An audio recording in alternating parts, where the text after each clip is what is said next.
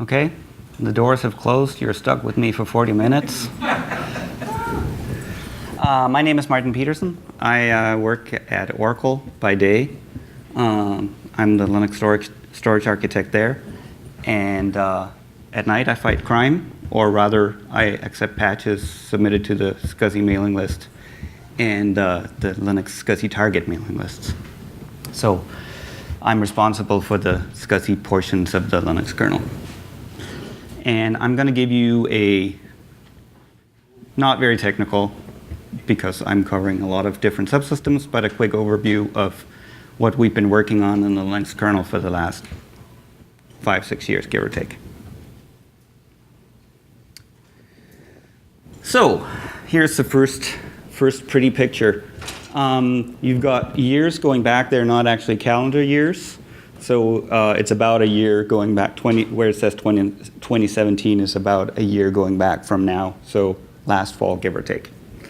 And so it's years going back in time, about 6 years on the horizontal line, and vertically it's number of commits. It doesn't actually say anything about the lines of code change, more about what are the commits that we actually accepted into these various different subsystems inside the kernel.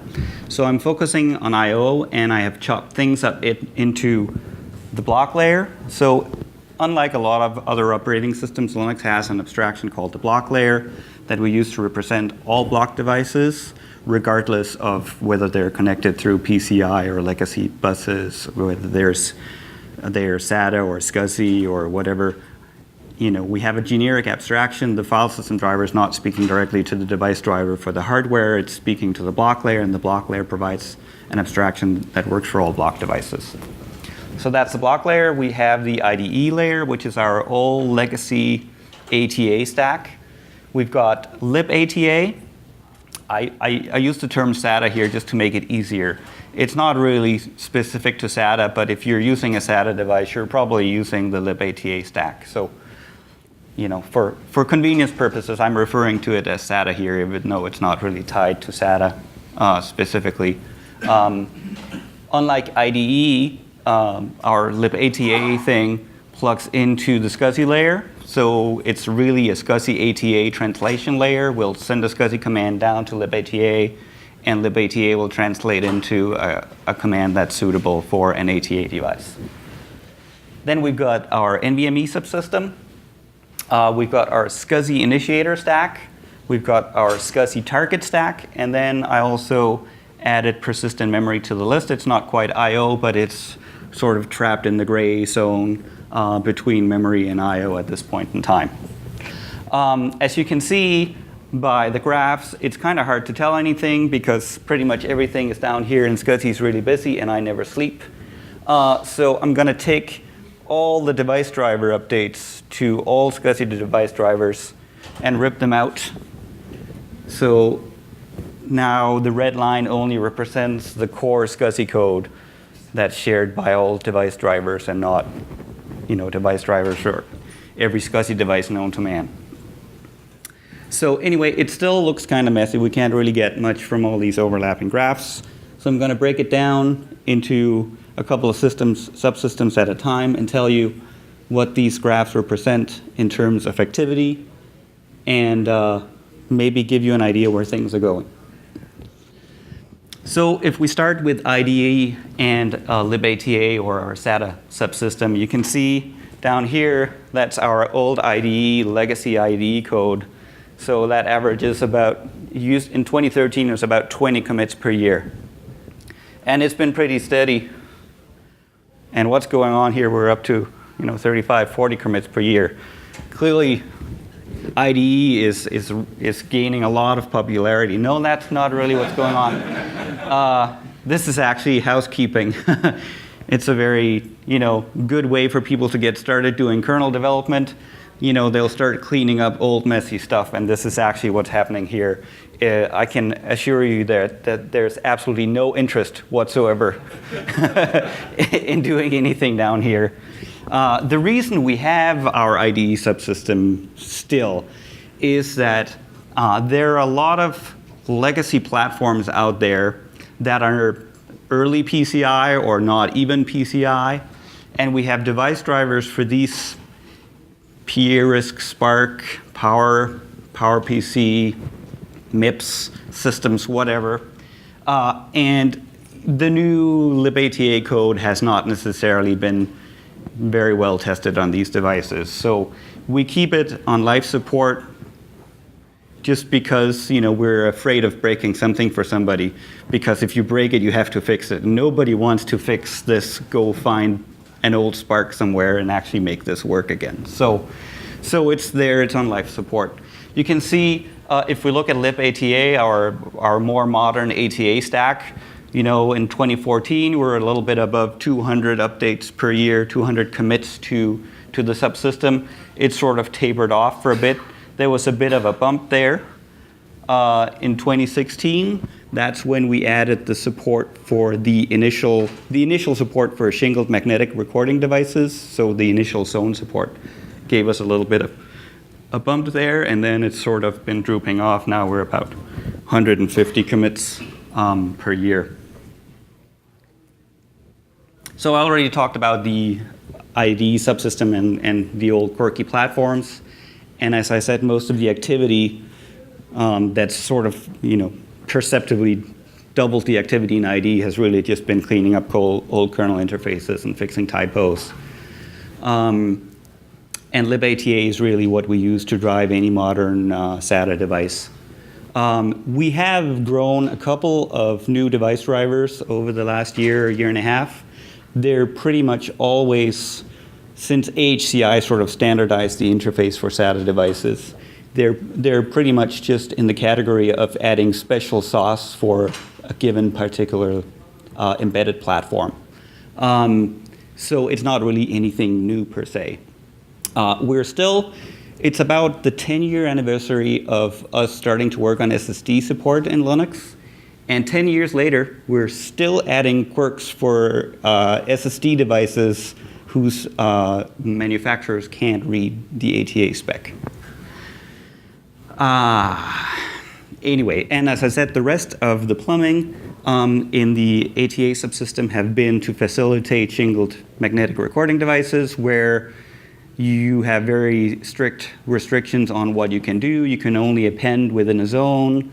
You're not allowed to do random writes and that kind of thing. So there's been a lot of work done to libATA to facilitate this. And I'll talk a little bit about that later. Now, so if we look at the Scazzy initiator and target stacks, so what's going on in Scazzy, we can see things were a little bit quiet back here in 2013. The previous maintainer was quite overwhelmed with the amount of work, so we teamed up and now we're group maintainership. I essentially doubled from slightly above 100 to 200 commits. We had a huge backlog of patches that never got accepted, so there was a big effort there to try and get all the backlog cleaned up and get Scazzy, get rid of any outstanding issues. And then it sort of dropped off a little bit because we got over the hump. So we have a little bit of a bump here in 2017, and I'll talk about what that is. First of all, if you were at my talk last year, I was talking about BlockMQ in 2013-14, give or take. Matthias, who may be here, at least he's here tomorrow, worked on a replacement for our I/O stack in the kernel. The old I/O stack was very much single-threaded. You had a single lock for every request you needed to submit. And so BlockMQ was a replacement for that allowed you to have not only multiple completion done on different CPUs using MSIX, but you could also have devices with multiple submission queues so that you could submit I/O essentially locklessly across all cores in a massively SMP machine or multi-core machine at the same time. So Christoph, who's not here today but will be here tomorrow, did a bunch of work to enable BlockMQ for Scazzy devices. There are not a ton of Scazzy controllers out there currently that support multiple submission queues. There are a few, but the new leaner and meaner code path actually made a difference. Also, we have a notion of of a software context. So you can still submit locklessly on many cores at the same time, and then you will have an arbitration taking place given the constraints of the physical hardware lower in the stack. So in many cases, switching to BlockMQ by default for Scazzy was an improvement from a performance perspective, even if your hardware only supports a single submission queue. So we switched the default to be on a couple of times. I think we might be on our third attempt. And for 419, and we almost backed it out because we discovered a problem with the way multi-queue interacts with UFS. So UFS is another area of very active development. UFS is for flash devices, and a lot of your Android phones and otherwise embedded devices use UFS as storage. It's a simplified kind of a Scazzy protocol for storage devices, and unlike NVMe Express and HCI, which are very standardized, there's a standard for UFS, but vendors are extremely bad at following the standard. So we have a ton of drivers for each SoC out there with a very specific way of needing to drive UFS. So UFS is another contributor to very active development, and we ended up having, for 419, to disable multi-queue for UFS because devices that use UFS care very deeply about power management, and power management turned out to be somewhat broken. So hopefully for 420, we'll get that fixed up. CBC, so that's the Scazzy version of the zone command set. The initial take was actually of our support was done here at SDC maybe 2 or 3 years ago. We sat down in one of the breaks and said, okay, this is what we're going to do and this is what we're not going to do. And the initial implementation fell short in a few places, and we had to do a retake. The original implementation of our zone block device support was very much focused on living in Scazzy. But given that the way we support zone block devices is through a device mapper target that essentially masks the effects of putting a file system that expects random read writes on top of a device that can only order sequential writes. So DM zoned is a DM personality that masks the effects by essentially providing a flash translation layer mechanism on top that takes the random writes and turns them into sequential. And the fact that some stuff was sitting down in the Scazzy disk driver and DM sits on top of the block layer meant that it was kind of hard to get this working right. So we're on our second generation of zone block device support, and the block layer has grown native support for knowing what a zone block device is. The Scazzy disk driver is mostly concerned about discovery at this point, and all the locking and keeping track of the zones is done up in the block layer. Another area of super active development is the NCR 5380 driver. So you may remember this, or you may even have programmed this on M68K based Macs or Amigas or something like that back in the 80s. This is actually one of our most active Scazzy drivers in the kernel. There's, I wouldn't say a huge community, but there's a very active community of people working on this driver constantly. I have maybe 15 patches sitting in my to-do queue to review for the 5380 driver. It's not just latest and greatest persistent memory and all that stuff. There's actually still a lot of work going on very old devices in the kernel. All right, soapbox time. We're still adding quirks for storage devices that, Scazzy storage devices that can't read, whose manufacturers can't read the spec correctly. Still, constant trickle of arrays and storage devices that bend the spec or don't implement it the right way, and we have to have all these heuristics and all these workarounds in the kernel. Ongoing, 2018.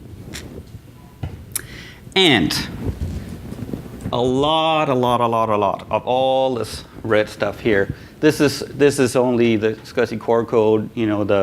All the driver updates were on the first slide, but we'll get back to that. But there's a lot of work here that went through Scazzy that are FC and NVMe enablement, and I'll talk a little bit about that in a couple of slides. So that was the Scazzy initiator side.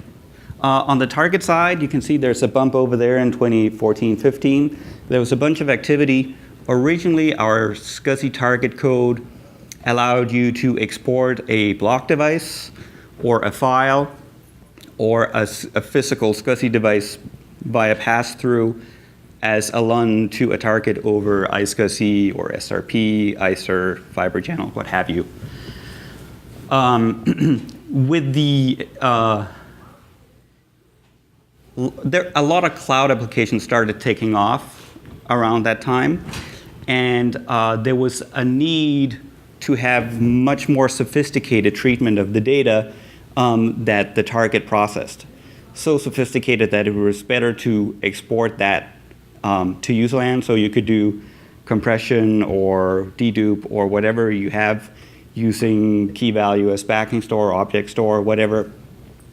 So a huge part of the development activity in the target stack was to facilitate this pass-through of the data path to userland, so that a userland application can process the I/O instead of the kernel writing it to a block device or storing it into a file. So that's the first big bump there. There's actually no real correlation between the two bumps here for 2017 between the target and the Scazzy activity there. They just happen to coincide. The only real thing that happened is that I took over maintainership in 2016, and there was another backlog for the target subsystem, just like there had been in Scazzy. So that's a part of that bump we see there.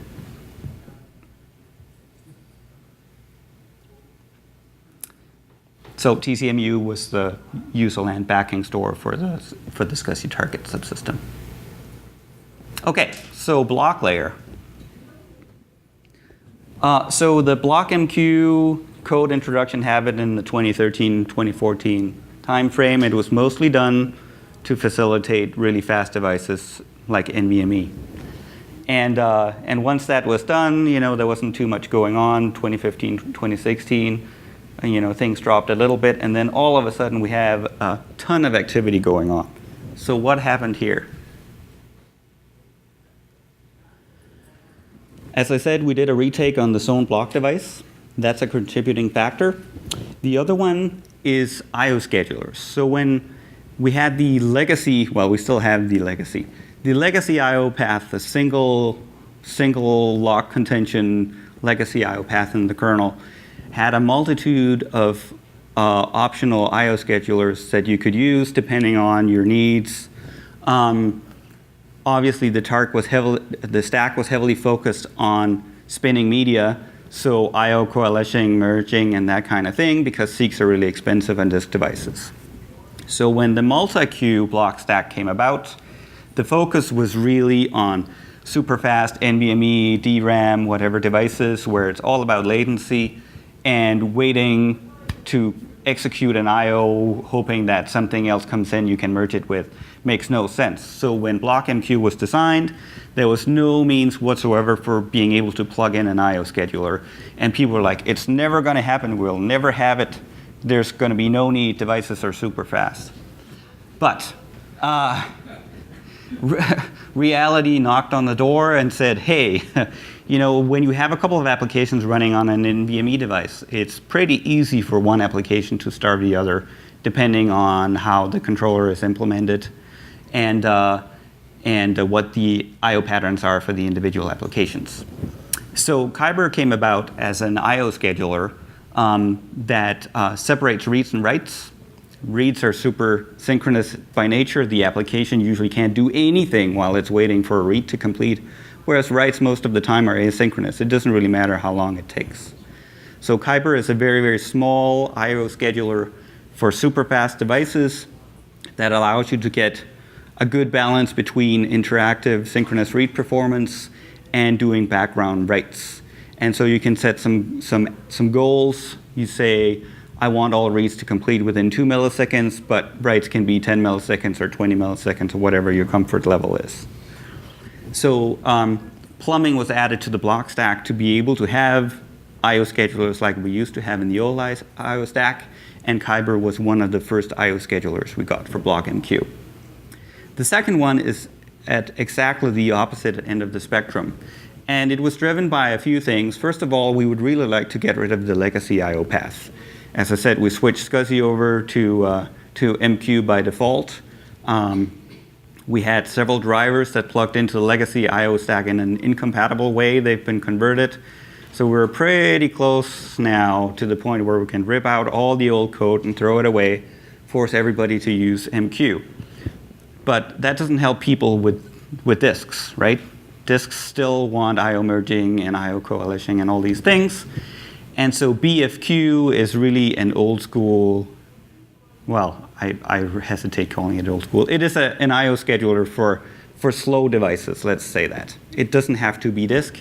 It's really aimed at providing good interactive responsiveness and performance when your storage device isn't able to keep up. So it's a very, very complex piece of software. It has some heuristics that, based on your I/O patterns, tries to determine, which I/O should I give priority to so that your sound doesn't skip or your desktop performance doesn't appear to be jerky or whatever. So Fibre is for very high performance applications and fast devices, and BFQ is really for your desktop or for your spinning media, that kind of thing. We have a third I/O scheduler that's a port from the legacy I/O path. The deadline scheduler from our legacy code has been ported to MQ. It's called MQ deadline. And that's, for instance, what the zone block device support is using. So we have 3 I/O scheduler options for the block MQ stack. So that's part of what has been going on here in terms of activity, right? We're like 650 commits to the block stack last year. Bunch of activity. Not all of those are from here, though, because a lot of these changes have been driven by these changes. This is NVMe Express. We can see in the 2013 timeframe, we had about 50 commits to the NVMe PCI driver. And then it turned into a NVMe subsystem with a target driver and Fabric support and RDMA support and FC NVMe support. So that bumped us up to about 450 commits to the NVMe stack last year. And if we add the block layer back in, and we look here, see we had the MQ conversion here to help drive NVMe forward. Then that was done. There was nothing going on for a few months, and then Fabrics took off, and Fabrics kind of drove a bunch of the changes we made to the block layer to accommodate NVMe. And if we add Scazzy into the mix, you can see Scazzy was about 1,700 commits last year. And you'll notice that the bump is pretty much the same place as for the block layer in general and for NVMe Express. And that is because the main reason for these bumps here is fiber channel NVMe. So just like you can channel Scazzy commands over a fiber channel fabric, you can also channel NVMe commands over a fiber channel fabric. And the drivers for the controllers in the kernel that drive fiber channel controllers, the drivers live in Scazzy. So I would say that in terms of lines of code, maybe 90% of the changes we put into Scazzy last year, give or take, were fiber channel NVMe enablement to the fiber channel Scazzy drivers.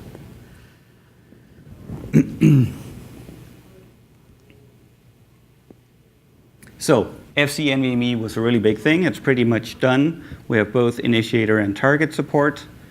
And it's I wouldn't say steady because the driver updates we get are still pretty big. But in terms of infrastructure, it's pretty fully baked. Another reason for the heavy activity in the NVMe subsystem has been multipathing support.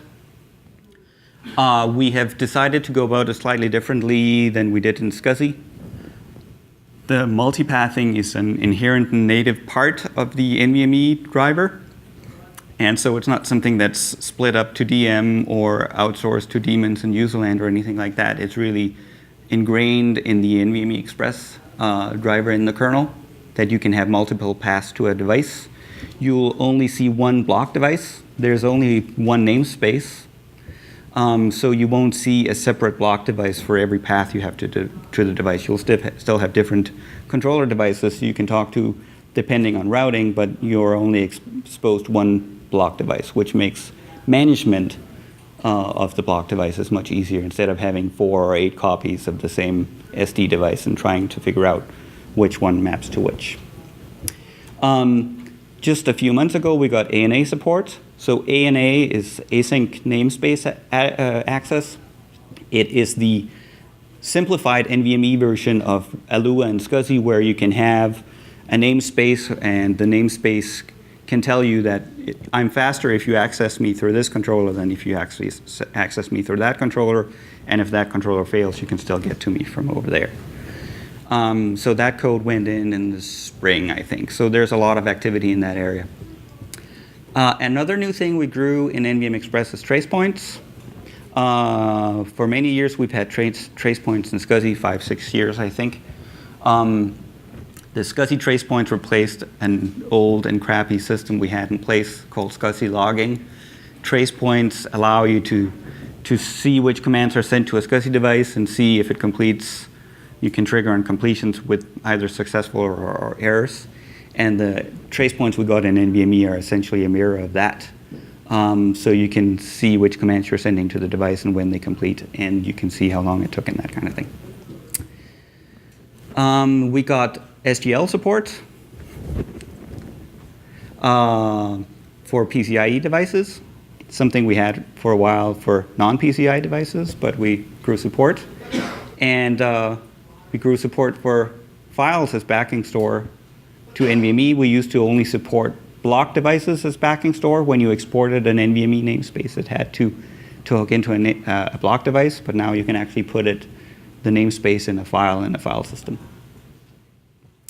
And then 2018, last year, Stephen Bates was up here saying NVMe is great because you only need one driver, regardless of who makes your hardware. One driver and the world is perfect. However, controller quirks, it's the same thing. I said it for SATA, I said it for Scazzy arrays. Hoo boy. It's so hard to get right, apparently. So we grew quite a few workarounds for specific vendors' devices that weren't quite 100% compliant to the universe at large. Okay, so this was NVMe Express block layer and Scazzy. So multipathing for NVMe and FC NVMe drove the bulk of the changes last year. Persistent memory. So in 2013, there wasn't really much activity in the persistent memory department. And then, people started talking about it. Code was put in the kernel. And it slowly ramped up to last year, around this time, last fall. We're about 170 commits per year to the persistent memory subsystem, which is split into several pieces. There's file system enablement, there's specific NVDIMM enablement, and there's something called DAX. DAX is a way in which we can export a persistent memory device, an NVDIMM, to applications and allow them to interact with it as if it was memory. So the ACPI spec ratified the infit tables and so on for the NVDIMMs. So that's a bunch of those changes that you see here coming in. And then we got a new thing called map sync. This was actually a discussion that went on for a long time and was a huge problem to find a good solution for. When you as a traditional storage person talk about I/O failures, right? You're used to getting something back, some sense data back from the storage or whatever. In the case of memory, that's a little bit trickier. There's no system call you can pin onto and so on. And we had the problem that an application that mounts a file that's residing on a persistent memory device would really like to be able to have fine-grained control over the flushes, right? When you do a write to one of these, it goes out. But there are several memory controllers and stuff like that between your application, your cache line, and that stuff actually being persistent on media. So originally, the notion was that you would have to run fsync all the time. And of course, that is really expensive from a performance perspective, and probably not what you want if you buy expensive persistent memory. So we had to come up with an interface that would allow the application to take ownership of the cache flushes. But the problem was that file systems at large generally play a lot of tricks behind the scenes, right? The application is seeing a virtualized LBA space inside a file or a byte stream inside a file, but the file system is free to move stuff around on storage, relocate things, defragment, whatever. And that isn't really going to fly when your storage system is suddenly, instead of being SCSI or whatever, is persistent memory.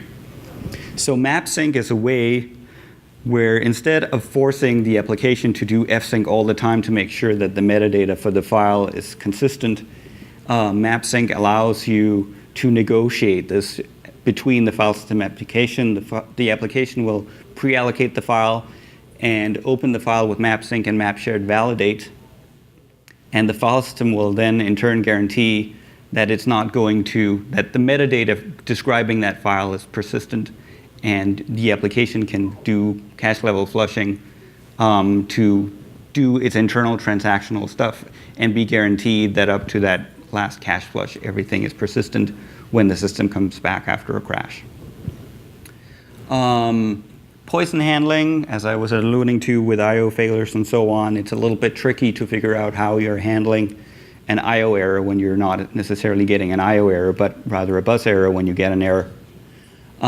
So there's a lot of stuff that's gone into the kernel to handle the poison memory you'll be discovering when you have an actual physical media error on the PMEM. So you can overwrite, but you won't be able to read blocks that have gone bad.